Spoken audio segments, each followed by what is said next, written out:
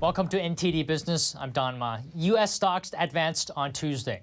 It was partially boosted by solid bank earnings. The Dow is on track for its longest streak of daily gains in more than 2 years. Morgan Stanley and Bank of America shares jumped after topping expectations. More on that in just a moment.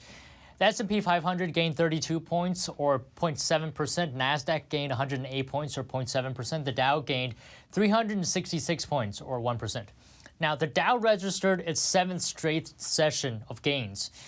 This is its longest streak since March 2021. Technology was the best performing sector. Equities have also rallied recently. So more bank earnings reports today. Morgan Stanley's profits slipped 14% in the second quarter compared to a year ago. This is as a deal-making slump persisted. CEO James Gorman cited, quote, a challenging market environment, macroeconomic uncertainties, and subdued client activity. But Morgan Stanley earned $1.24 a share on a revenue of $13 billion, easily beating estimates, according to data from Refinitiv. Morgan Stanley's earnings, though, were also eroded by $300 million in severance costs after the bank laid off thousands of employees this year. Gorman announced in May that he would step down within a year as CEO. Meanwhile, Bank of America beat Wall Street estimates as well for second quarter profit, and Charles Schwab's profit fell. Major film and television studios offered Hollywood actors more than $1 billion in higher compensation and enhanced benefits before unions called a strike last week. Here's more on that. Hollywood producers are firing back at striking actors. Major film and television studios said late Monday that they had offered more than $1 billion in extra compensation. The Alliance of Motion Picture and Television Producers negotiates on behalf of firms like Netflix and Disney. Power! Union power! It says actors union SAG-AFTRA continues to mischaracterize the negotiations, and said claims that producers hadn't listened to concerns were disingenuous at best. The strike was called last Thursday. That after SAG-AFTRA said it was unable to reach agreement with the studios on a new 3-year deal for its members. The actors want improved pay and benefits and controls on the use of their images by artificial intelligence. Earlier Monday, the union set out a detailed list of its proposals, and what it said were the studio's responses. SAG-AFTRA said it asked for an 11% general wage increase, but had only been offered 5% in response. The union said studios would not meaningfully engage on most issues. Now the actors' strike comes at the same time as a walkout by writers, spelling chaos for the entertainment industry. And the latest economic data shows consumers are spending more money despite ongoing inflation worries. Shopping at U.S. retailers was up in June for the third straight month. The Commerce Department reported Tuesday that retail spending rose 0.2% last month. That's still slightly lower than what economists had been expecting. They had predicted an increase of 0.5%. The mixed report from the Commerce Department on Tuesday painted a picture of consumer resilience, though slowing momentum in spending growth. It did not change expectations that the Federal Reserve would resume raising interest rates this month after keeping them unchanged in June.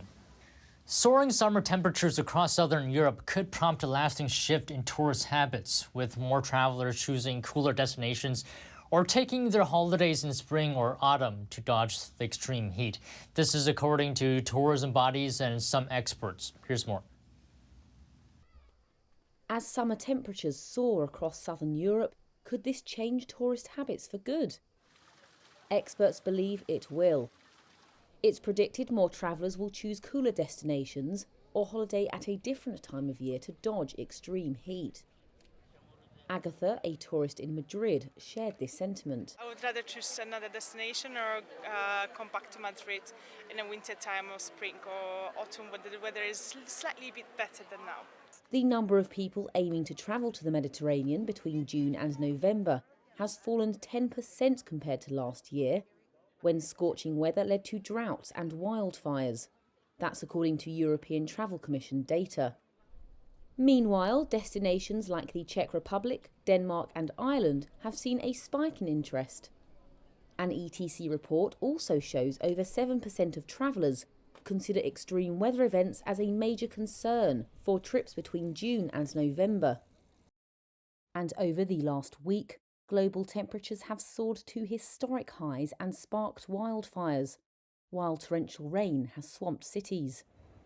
In Europe, a second heatwave this week could see the continent break its highest recorded temperature of 119.8 Fahrenheit, or almost 49 Celsius. And that has many asking if they booked the right holiday. It's making it kind of miserable. I'm ready to go back to my hotel instead of walking. Strong demand for military equipment is making U.S. weapons manufacturer Lockheed Martin raise its annual profit and sales outlook. This is amid ongoing geopolitical uncertainties. Quarterly sales at Lockheed's aeronautics unit, this is its largest, by the way, rose 17% from a year earlier to $6.8 billion. Lockheed's weapons, such as the guided multiple launch rocket system and Javelin anti-tank missiles, have been used by Ukraine in its fight against Russia's full-scale invasion. It expects full-year net sales to be $1 billion more than previous estimates. Now, will Americans start to feel the pinch in their wallets as Russia and its allies take steps to drive up food and gas prices? Let's take a look. I hope that every country is watching this. Events happening overseas could be a blow to American wallets. Today's decision by the Russian Federation will strike a blow to people in need everywhere. Moscow says it will no longer allow Ukraine to safely export grain. Ukraine usually accounts for 10% of the world's wheat exports.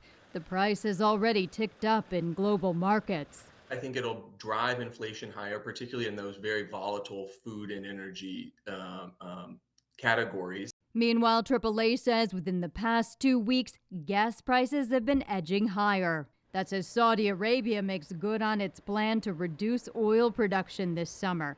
And now Iran is adding another complication. It threatens U.S. and global interests quite a bit. The Pentagon is taking action to defend merchant ships in this critical strait. It says Iran has been harassing and even attacking them. Particularly oil. So much of that flows through the Strait of Hormuz. That's a choke point for the Middle East that has global trade implications. And when the cost of food and gas go up, it prompts the Federal Reserve to intervene. It's signaling it will raise interest rates again this month and probably next month, too. I think the Fed's quite a long way, actually, away from declaring victory on inflation.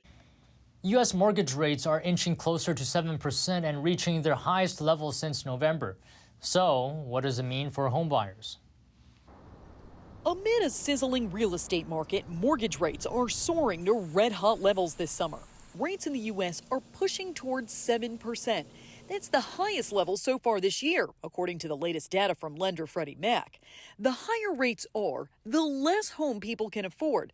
But that's not slowing down determined home buyers. There's still plenty of demand out there for new housing. And in fact, we sort of have a housing shortage in the country. That low inventory and high demand means housing costs are still stubbornly high, despite new data this month showing inflation is easing. Experts expect inventory to stay tight for the rest of 2023, saying existing homeowners are refusing to sell their homes after refinancing and locking in low rates during the pandemic. A lot of housing economists are calling that the golden handcuffs. Homeowners are just staying in their homes. So what can you do if you're in the market for a home this season?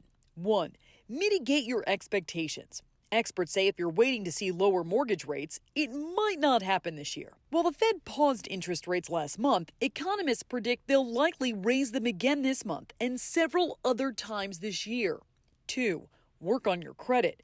Credit delinquencies are on the rise, and banks could adopt stricter lending standards for borrowers. 3. Enlist a successful team. Do the work to find a great lender and realtor and explore borrowing options and see if it may work to buy now or wait until next year. An unopened first-generation iPhone just sold at auction for a record-breaking $190,000. That's more than 117 times the original retail price when it was first offered in 2007. This iPhone is considered the holy grail for iPhone collectors. It's because it's 4 gigabytes, which was discontinued after about 2 months because customers prefer the 8 gigabyte version. The auction company says it's the first 4 gigabyte factory sealed version to surface. An unopened 8 gigabyte first generation iPhone sold at auction for more than $63,000 in February, and another one sold for more than $39,000 before that in October. The model that sold for $190,000 on Sunday belonged to a member of the original Apple engineering team when it came out. According to a recent study from Georgetown University, college tuition is rising fast and average wages are not keeping up, it seems like. Why? Take a look. Cal State University students are stressing out about a proposed increase in tuition. It means I rarely can afford food and gas. I typically, for me, I don't get financial aid. It's part of a nationwide trend between 1980 and 2020. The average price of tuition, fees, room and board for an undergraduate degree increased by 169%. That's according to a report from the Georgetown University Center on Education and the Workforce. That rise far outpaces wage increases in the same time period. It's really a problem that incomes are not rising more rapidly, not only because of college, but because of all of the other things that families and households need to buy. So what's driving up the cost? Experts point to some key factors: increasing faculty salaries, increasing competition at top schools, and decreasing state funding. So it's a perfect storm for families where the tuition has been growing, grant aid has been lowering, and they are being asked to make up the difference. For anyone aiming to pursue higher education, Michelle Shepard with the Institute for College Access and Success suggests always looking at federal aid and scholarship programs first. And then if you do need to turn to loans, which most students likely will, start with the federal student loan program and maximize the federal loan before you go outside of the program.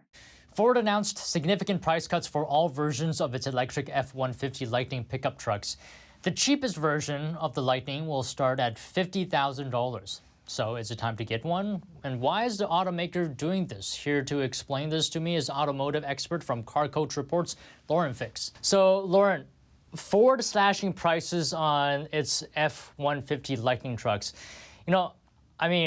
Are they doing this out of the kindness of their heart? Are they just being considerate to the consumer? Are they making these trucks more affordable because of Tesla, price wars? Just tell us what is happening here. Well, I'm actually at a Ford event now, so I spoke with a couple internals to get some real information. You can look at it from two perspectives. You can say, oh, they're not selling them, so they're doing a price cut, and they're trying to compete with Tesla, so they're going to have a price cut. That's one perspective. Ford saying, and this is from their words, that they're building 150,000 of these Ford Lightning trucks this year. And there's some information that goes with that. Ford also says that they're scaling production, so they're lowering costs. So now let's take a step back and look at the facts. Ford just took $9.2 billion of your tax dollars to build a battery plant in Detroit, which is partly owned by the Koreans. But what's interesting about that is they never took a bailout before. Now they've taken a bailout, which means the government has their fingers inside of Ford, which concerns me because General Motors really, really hurt when they started bringing employees in from the government to help run General Motors, and it took them years to recover from this. Now that loan has to be paid back at some point, and Ford hopes that they're going to do it based on electric car sales. Now let's take a look at real electric car sales. I have friends that own dealership groups in Michigan, and right now they have what they call turns. How often the car sits on the lot, when that vehicle sells. So how many turns do you have? A good turn is like 15 days. So a car sits there no longer than 15 days, it's sold. Right now, the EVs that are in Michigan, this is just from yesterday, there's a 92-day turn. 92 days. That's 3 months. So there's something called floor planning. When vehicles come in, they don't pay for the vehicle up front, they pay for the interest on that, and that is financed. And when that vehicle's sold, they pay it off, an usual car transaction. So if that vehicle stays for 3 months, 92 days, that means every single month that vehicle sits, it's costing the dealer money. Now, the dealer is a franchise. And whether you like dealers or not, the manufacturers are pushing these out, but they're not selling. So right now, every dealer in Michigan has between 2 and 5 Lightnings and the Mach-E, which is their SUV. And it's not just Ford. It's General Motors. It's every single electric car are not selling. Which tells me a couple things have happened. One, have consumers decided this doesn't work for me? Every time I go to a charging station, which I just talked to someone who was in northern Michigan who told me they had a Ford Lightning truck that they were testing. They got there. There were 4 stations. 2 of them were working. One had a Hummer in it, and it was going to be there for a long time because it's a very large battery. And they sat there and they charged for 4 hours just to get them to their destination, which didn't have a charger, or they had one that was broken. So these are problems that consumers get frustrated. It'd be like you pulling into a gas station and there's no fuel, or they're not pumping today. You get aggravated, but there's other gas stations. And in case of charging stations, there's a lot of limitations. And I think that's what's making customers think twice about buying one. All right, a couple things I want to ask you. First is, so it seems like price is not the biggest obstacle here. Ford is slashing prices, but it seems like consumers have other concerns. Right. And think about this. If you're, we'll just say for average, you're cutting close to $10,000 off the car. You get a $7,500 tax credit from the federal government. And your state might offer $2,500, and maybe your company offers $1,000, depending upon who you work for. There's a lot of different ways to save money. You could save up to $20,000 on a truck that's $80,000, still getting you a $60,000 truck. What's interesting is General Motors is going to have their Silverado EV out, not available yet. The only other pickup truck is the first Cybertruck we've seen, but none have sold. And you can also get a Rivian R1T, which is an independent company, but you're still looking at a lot of money. And people are looking at that, plus insurance, plus the economy. I think they're taking a second look at, this may not work for me. You can buy all kinds of power walls. Ford offers one, Tesla offers one you can put in your home. You always have charging at home, but that doesn't work if you're actually going to be driving places, and it limits your freedom. And I think people are starting to see that. So prices coupled with the inconvenience of charging the vehicle. But if we have the same charging standard in the future, would that eliminate an obstacle for consumers? Well, we thought that, initially people got excited about Ford and General Motors partnering with Tesla to use their charging stations. That just opens up more charging stations. But it's really important to know something. In Europe, they've been doing that for years. And no one talks about that here in the U.S. because we're worried about our own infrastructure, our own charging locations. But what it does is it takes fast chargers for Teslas, which still remains. But for you, as any other brand, you can plug in, and you could buy an adapter and plug in even today. But it's low level 2 charging, which means it's still going to be hours of sitting there waiting to charge. And I think it's fine. You go get a cup of coffee, maybe get something to eat, maybe you're at the mall. But what else are you going to do with your time? And people don't want to sit in their car for that period of time, especially if you've got little ones or you have to be somewhere. And again, I think this charging infrastructure is a huge problem. If we today, we're only at 6%. If you were to go to 50%, which is what the Biden administration wants, or 100%, which is they claim their ultimate goal, which will never happen. And I've been saying that for a long time and taken a lot of heat from the auto industry, more than you can imagine, for years, because we don't have the power structure. We have old grids. We're shutting down nuclear power plants. They don't want to use that. They want wind and solar, which can only support up to 18% of our needs. And a perfect example is look what happened in Texas when they had the snowstorm. People were in trouble. And now California and even Texas, where oil is their lifeblood, are saying, you know what, don't plug in your car during the day. Turn up the temperature of your refrigerator. Or we could do what they're doing in Europe, and they want you to download your videos in SD rather than HD because it takes up too much power. We're going backwards. We're not going forward.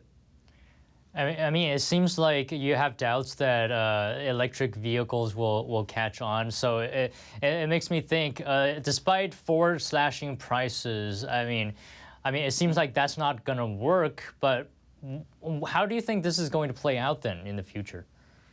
I think there's always going to be a place for electric vehicles. I mean, the Nissan Leaf has been around forever, and they've had sales. There are people that this works perfectly for them. They live close to work, or maybe they work from home. They do a lot of short trips. And then if they go on a long trip, they have another vehicle. And it's funny because there are people in my neighborhood that have electric vehicles to go to work. But when they go someplace, they've got a big Suburban or a Ford Expedition. They have something large. And it's because they say, when we have to go someplace and it's the whole family and we need gear, we take something bigger. And I'm starting to see a lot of that. I think there will always be a spot for electric cars. I think you'll also see a lot of plug-in hybrids as an option that gives you a tax credit. And there'll be hybrids like the Toyota Prius, which has, again, been around forever, gets 55 miles to the gallon. People like to have that convenience. And there'll always be gas and diesel. There has to be a mix because everyone has different needs. We don't live like Europe. We don't live in little cluster cities. We are literally across this entire nation. And that's pretty much true with North America. Canada has the same problem. Unless you live in Toronto or Quebec or in Vancouver, everything else, you're going to need something that's going a longer distance. All right, just one last question, and I'm just throwing ideas out there. What if they made like swappable battery packs at these charging stations? I mean, would that work? That might be a possibility. Almost like with your gas grill, where you take your tank in and you swap it out. In this case, you would pull in, somebody pull it out and push it back in. If it's as simple as a camera where you throw out the battery and put another battery in, and that battery goes to someone else, the vehicles have to be built that way to begin with. There's only a couple brands in China that are doing that. They seem to be having good luck with the cost of the battery. When you take it out, plug that one in, you have to assume that the battery they're pulling out and the one that they're putting in hasn't been cycled a lot. And you've seen that with your phone. You've seen a lot of that cycling where suddenly the battery life gets shorter and shorter. You don't want to put a battery in that's got 60% life, but you turned in a battery that had 100% life, because then you're the one that's basically behind the 8 ball. So that is a possibility. Every vehicle will have to be made that way. It's not as easy as pulling out a set of AA's and putting them in like they've had as jokes on Saturday Night Live. Really what's needed to happen is there has to be faster charging. And then again, we have to think about what's the magnetic field that goes around those fast chargers. Is that safe for humans? And we don't know that. And it's not been addressed whatsoever. I've brought it up multiple times, and it's very concerning. I'm not a doctor. I don't claim to be a scientist. But I will tell you, when people start discussing that and you're hearing that in the mainstream, you know that this is going to be a question coming up in the future. All right, seems like a lot of hurdles facing the EV market. But thank you so much today, Laura. Pleasure speaking to you. Thank you.